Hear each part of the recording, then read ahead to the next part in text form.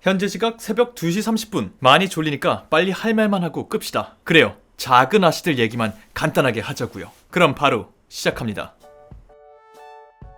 반갑습니다. 이승국입니다. 요즘 극장 거의 못 가시죠? 저도 잘 못 가요. 그래서 오늘 다뤄볼 작은 아씨들은 극장 개봉 기준이 아니라 IPTV에 풀리는 날을 기준으로 영상을 좀 올려볼라 그래요. 아마 이번 주부터 작은 아씨들이 VOD 시장에 풀리는 걸로 알고 있어요. 그래서 오늘은 그렇게 칭찬을 많이 받은 2019년 버전 작은 아씨들에 관한 얘기를 하느냐? 그건 아니고요. 제가 이 영화 개봉에 맞춰서 좀 이 영화를 정말 재밌게 보려고 원작 소설을 읽었어요. 네, 그전에는 안 읽었었어요. 책을 뭐 그렇게 읽는 사람이 아니니까요. 아무튼 그렇게 원작 소설을 읽고 이번에 영화를 딱 보려고 했는데 조금 더 알아보니까 2019년도 작은 아씨들이 나오기 전에 그 전에 이미 여러 번 영화화가 됐더라고요. 그래서 영화 정도는 앞에 나온 것들을 찬찬히 보면 이번 2019년도 작품을 볼 때 뭐가 어떻게 바뀐 건지, 왜 이번에 또 나와야 했는지, 어떻게 더 현대인들에게 맞게 바꿨을지 이런 걸 좀 짚어볼 수 있겠더라고요. 그래서 다 봤어요. 영화 기준으로요. 그래서 어차피 앞에 걸 다 본 김에 앞에 나왔던 할리우드의 작은 아씨들 버전은 어떻게 달랐을까 궁금해하시는 분들이 많이는 없을 것 같은데 그래도 있지 않을까 싶어서 라고 말은 하는데 그냥 제가 본 게 아까워서 정말 열심히 봤단 말이에요. 그래서 정리하는 작은 아씨들의 버전별 관람 포인트 간단히 정리하도록 하겠습니다. 그럼 여기까지가 서론. 이제 본론으로 들어갑니다. 하나, 둘, 셋! 일단 헐리우드에서 만들어진 작은 아씨들 중에 기록으로 남아서 많은 사람들이 알고 있을 정도로 알려진 버전은 무성 영화 시대에 나왔던 1917년 버전 그리고 1918년 버전이 있는데요. 17년도 버전 같은 경우에는 필름이 유실됐다 그래요. 전혀 영화를 찾을 수가 없고요. 18년도 버전은 어디는 아직 기록이 남아있다 그러고 어디는 필름이 유실됐다 그래요. 근데 제가 찾아본 기간 안에는 그 원본을 못 찾았어요. 그래서 건너뛰고요. 1933년도 첫 번째 유성 영화 버전이 등장합니다. 이 버전은 시대가 시대이니만큼 흑백 버전이에요. 일단 정말 짧게 정리할 수 있는 문장이 있어요. 이건 정말 제가 나온 장편 영화들 작은 아씨들을 다 봤으니까 말씀드리는 건데 제 기준에서는 이 1933년도 버전이 최고의 조 캐릭터를 갖고 있습니다. 최고의 조예요. 그 이후의 조들도 다 잘했거든요. 근데 분명히 이 조에게 영향받은 게 굉장히 크고요. 얘는 제가 원작 책을 읽으면서 머릿속에 어렴풋이 그렸던 느낌들 있잖아요. 행동 거지와 표정 짓는 것과 모습과 행색과 가끔씩 이 모든 게 그대로 영화 속에 재현돼요. 이 배우를 통해서. 물론 소설 속의 조보다 영화 속의 조를 연기한 배우가 나이가 많아요. 그 피지컬적인 나이만 감안한다면 정말 책 속의 조가 튀어나온 그 느낌이에요. 물론 1933년이면 거의 100년 전이니까 지금이랑 연기 스킬과 연기에 잘한다 못한다 기준은 좀 다를 수 있어요. 조금 극적인 게 있겠죠. 그건 감안하고 보셔야 될 거고요. 그것만 괜찮다면 정말 조의 연기 기가 막혀요. 연기를 정말 너무 잘해요. 이 연기를 한 배우가 캐서린 헵번이라는 배우거든요. 이 배우가 나중에 장차 메릴 스트립이 등장하기 전에 여자 배우 중에 최다 연기상 후보에 올랐던 배우고요. 그 중에 4번이나 연기상을 수상한 배우예요. 근데 이 영화에 등장할 때만 해도 완전 영화판에서 신인이었어요. 근데도 정말 잘해요. 이 33년도 버전은 그냥 그야말로 캐서린 헵번이 연기하는 조의 동무대입니다. 혼자 다 해요. 그래서 원작 소설과 조의 싱크로율 요거로 점수를 매겼을 때 가장 높은 점수를 주고 싶은 건 1933년도 버전이에요. 물론 조뿐만이 아니라 유성 영화로 처음 만들어진 작품이기 때문에 적절한 수준의 각색을 통해서 영화 속의 명장면들, 독자들이 기억하고 있을 장면들을 충실하게 재현하는 데 힘을 주고 있습니다. 그래서 원작에 느꼈던 그 감정, 감동들을 스크린으로 한 번 더 본다. 근데 거기에 캐서린 헵번이 연기하는 조가 끝내준다. 요 느낌이면 보시기 편할 것 같아요. 그리고 실제로 지금까지 나온 모든 작은 아씨들 중에 요 작품이 평론가들 평가는 제일 높은 작품 중에 하나예요. 그만큼 이후에 나온 작은 아씨들 영화에 큰 영향을 미친 영화로 인정받고 있는 거죠. 그런 면에서 궁금하신 분들은 찾아보시길 추천드리고요. 근데 33년도 보실 거면 딱 하나 걱정하셔야 되는 게 로리 캐릭터 있죠? 이번에 2019년 버전의 티모시 샬라메? 이 로리가 여러분을 열받게 할 수도 있어요. 좀 짜증나요. 10대가 아니에요. 근데 10대를 연기하는 거잖아요. 그래서 그런지 전형적인 성인 배우가 어린아이를 연기할 때 하는 그런 연기를 해요. 근데 그게 너무 과해요. 유아틱할 정도로. 조 나한테 그럼 어떡하냐?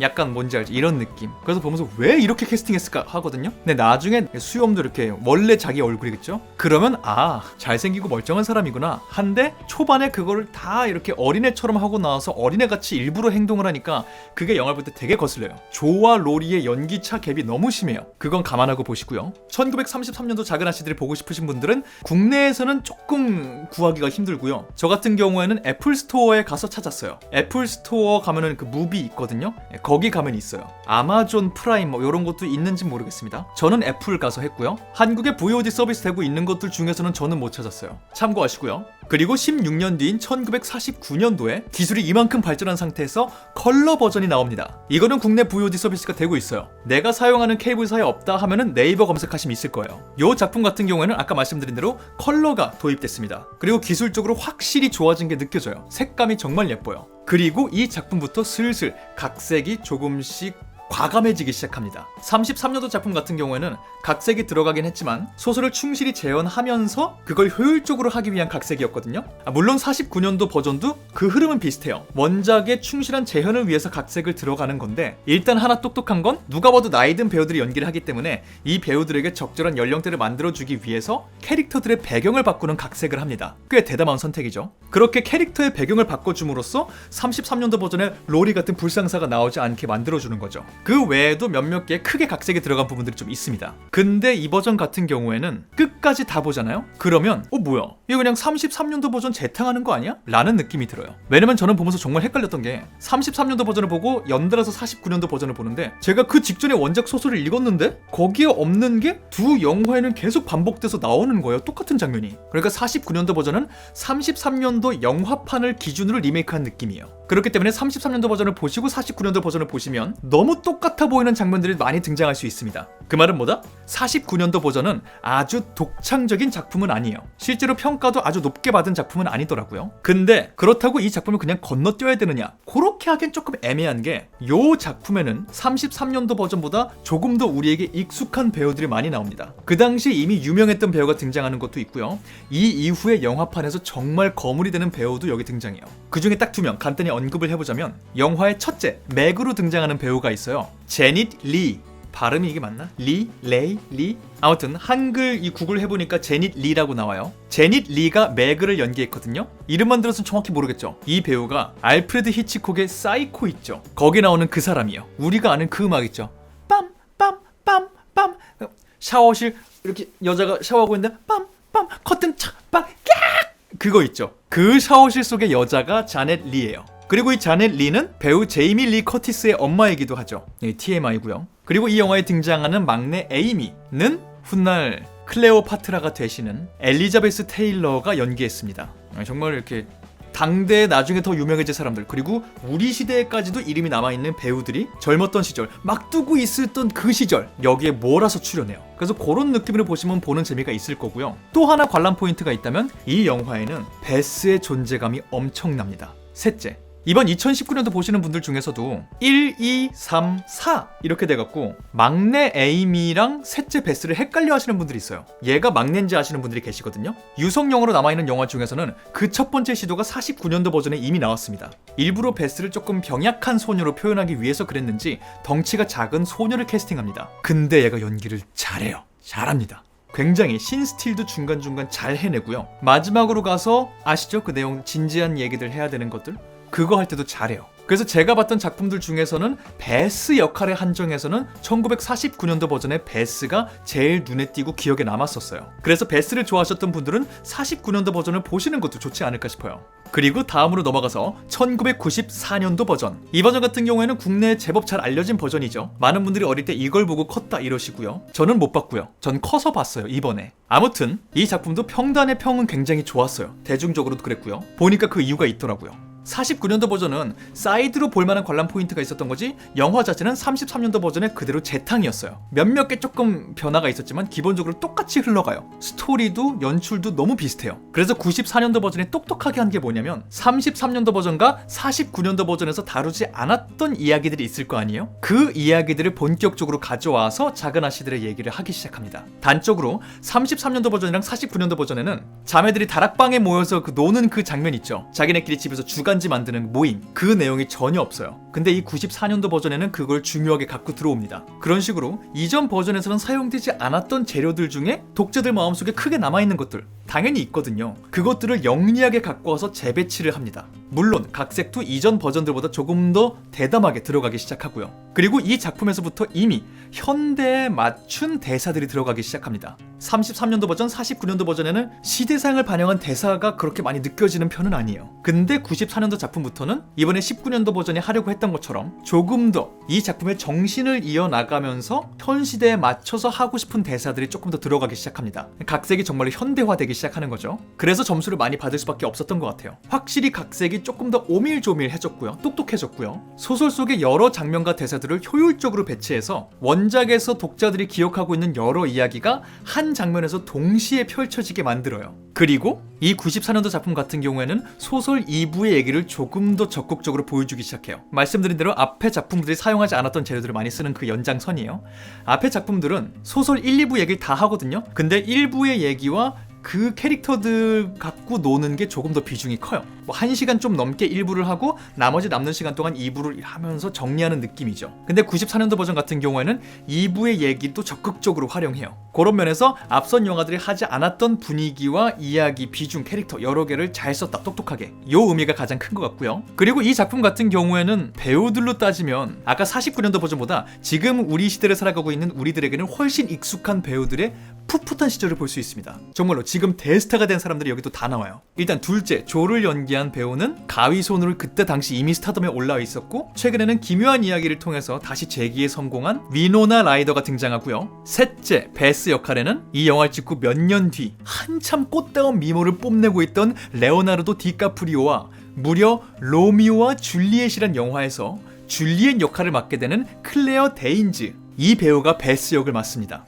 제가 봤던 클레어 데인즈 영화들은 항상 다른 느낌이었는데 로미오와 줄리엣, 터미네이터, 스타더스트 다 자기 이 에너지가 있는 역할이었거든요. 근데 여기서 베스 역할도 이렇게 너무 잘해요. 쩌리 느낌, 이렇게 자매들 다 한 가닥씩 하는데 자기는 이렇게 쩌리. 그렇게 되고 막내 에이미 같은 경우에 훗날 샘 레이미 버전의 오리지널 스파이더맨 실사 영화에서 이 거꾸로 키스를 보여주는 키어스틴 던스트가 정말 어린 시절에 에이미를 연기합니다. 이 배우도 이때 이미 아역으로서 뭐 날리고 있을 때긴 해요. 그래서인지 제 기준에서는 여기 나온 그 어린 시절의 에이미가 최고의 에이미예요. 이번 2019년도 버전의 에이미 같은 경우에도 칭찬을 많이 받고 있죠. 플로렌스 퓨라는 배우가 굉장히 아주 임팩트 있는 모습을 보여줬는데 역시 그 모습도 약간 재창조된 부분이거든요. 왜냐면 소설 속의 에이미는 어린 시절에 분명히 그 고고한 모습이 있었는데 굉장히 허당스러웠어요. 근데 2019년도 버전은 그거랑은 조금 느낌이 달랐죠. 근데 요 94년도 버전의 에이미 같은 경우에는 소설 속에서 느꼈던 그 이상과 현실, 자기는 요런 귀부인이고 싶은데 실제로는 아직 철자도 잘 모르는 요 괴리를 갖고 있는 캐릭터로서, 그리고 또 이 안에 약간 말괄량이한 느낌이 있는 아이로서의 연기를 너무 잘 보여줘요. 아 근데 얘가 끝까지 안 가요. 나중에 다른 배우로 바뀝니다. 크면서. 근데 요 어린 시절 보여준 에이미 한정으로는 개인적으로는 최고의 에이미의 모습이었어요. 소설과 이렇게 느낌을 비교했을 때 그런 느낌이 있다는 거. 그리고 여기서부터 로리가 본격적으로 잘생겨지기 시작해요. 여기서 장난꾸러기 신사 로리를 연기한 배우가 크리스찬 베일이에요. 다크나이트. 네, 그 사람이요. 네. 한참 젊을 시절, 좀 어리다고까지 할 수 있을 그 느낌의 크리스찬 베일 다 만나볼 수 있습니다. 그래서 정말 미래의 스타들이 모인 구성, 그리고 훨씬 머리를 써서 똑똑하게 된 각색들, 그리고 이전 버전에 등장하지 않았던 재료들을 잘 활용하는 부분, 요런 재료들 같은 경우에는 분명히 이 이후에 나온 작품들에도 영향을 미칩니다. 2018년 버전에도 영향을 미친 게 보이고요. 2019년도 버전을 봐도 여기서 영향을 조금 받은 게 느껴져요. 그래서 요 버전은 또 새로운 기준을 하나 마련했다라는 측면에서 칭찬받을 포인트가 있었던 영화인 것 같아요. 이거 같은 경우에는 한국 VOD 시장에 이미 다 나와 있고요. 넷플릭스에도 등록이 돼 있으니까 궁금하신 분들은 쉽게 찾아보실 수 있을 것 같아요. 그리고 2018년도 버전, 이 작품 같은 경우에는 비교적 요즘 작품인데도 한국 VOD 시장에 없습니다. 못 찾아요. 찾을 수가 없어요. 해외 사이트를 찾아도 거의 언급도 없어요. 이것도 아까 33년도 버전처럼 애플 스토어 무비 정도 가야 있어요. 왜냐? 이 2018년도 버전은 작은 아씨들을 현대화한 거예요. 이게 1800년도 얘기거든요. 미국 남북전쟁 시절에 전쟁에 나가신 아버지가 편지 보내면 그 편지를 보며 집에서 막 이렇게 가족들이 우리 아빠 이렇게 이런 게 등장하는 얘기거든요. 여기서는 해외 나가 있는 아빠랑 영상통화해요. 편지 대신에. 바로 어떤 느낌인지 아시겠죠? 네. 그 이제 인물 관계와 막 이런 걸 그냥 그대로 가져다가 현대화한 거예요. 근데 그게 이제 많은 사람들을 이제 오그라들게 한 거죠. 뭐 근데 오그라들 수는 있는데 영화를 잘 만들었으면 사실 돼요. 근데 영화를 보면은 못 만들었다고 하긴 모르겠는데 잘 만들었다고 주변에 추천하고 다니고 싶을 정도의 영화는 또 아니에요. 그래서 이 영화는 대단히 말할 것도 없이 그냥 용감한 시도를 했다, 그 용기 자체에는 큰 점수를 주고 싶다 정도로 정리할 수 있을 것 같아요. 그리고 이 영화 같은 경우에는 작은 아씨들 장편 영화 중에서는 처음으로 시간을 왔다 갔다 하며 진행한 작품이기도 해요. 그리고 영화 초반부터 바이를 교수를 등장시킨 작품이기도 하고요. 그래서 그런 용기, 새로운 시도에 그런데 박수를 드리고요. 영화는 궁금하면 보세요.